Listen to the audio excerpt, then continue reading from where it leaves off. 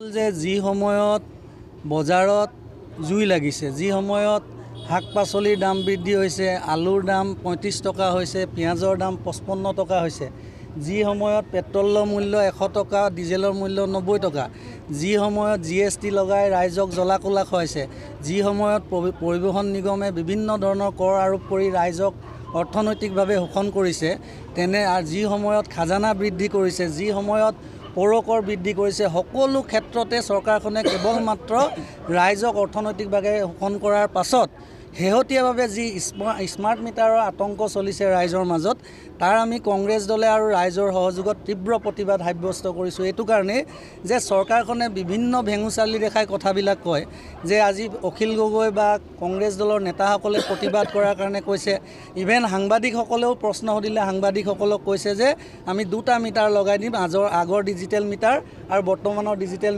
Metre লগাই compare কৰিম, বিলটো একেই আহিব। যদি চৰকাৰখনে জানে যে বিলটো একেই আহে, তেতিয়া ৰাইজে বিচাৰিছোঁ যে আমাৰ পূৰ্বৰ যি ডিজিটেল মিটাৰ তাকে স্থাপন কৰক। সেইটোকে নকৰি চৰকাৰখনে বিভিন্ন ধৰণৰ উপলুঙা মন্তব্যৰ দ্বাৰা ৰাইজক আভুৱা ভাৰি আহিছে, তাৰ আমি প্ৰতিবাদ কৰিছোঁ। আমি চৰকাৰখনক দাবী জনাইছোঁ যে চৰকাৰখনে যি আগৰ ডিজিটেল মিটাৰ আছিলে তাক স্থাপন কৰক আৰু বৰ্তমানৰ যি স্মাৰ্ট মিটাৰ তাক উঠি দিয়ক। আমাৰ বিজেপি চৰকাৰখনে আমাক কি আশা দিছিল?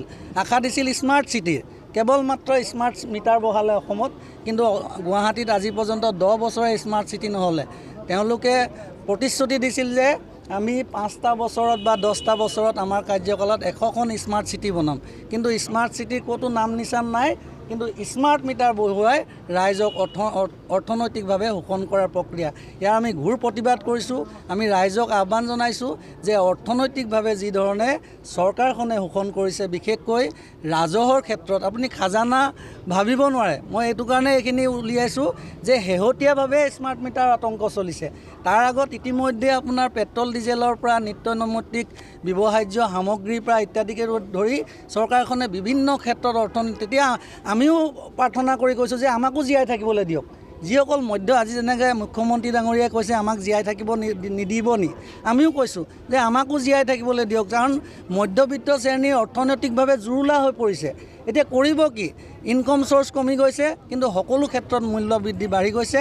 গতিকে আমি এই ক্ষেত্ৰত প্ৰতিবাদ সাব্যস্ত কৰিছোঁ আৰু চৰকাৰৰ প্ৰতি আহ্বান যে অতি সোনকালে যি স্মাৰ্ট মিটাৰ স্থাপন কৰা হ'ল, প্ৰত্যেক ঘৰৰ পৰা এই স্মাৰ্ট মিটাৰ তুলি ল'ব লাগে।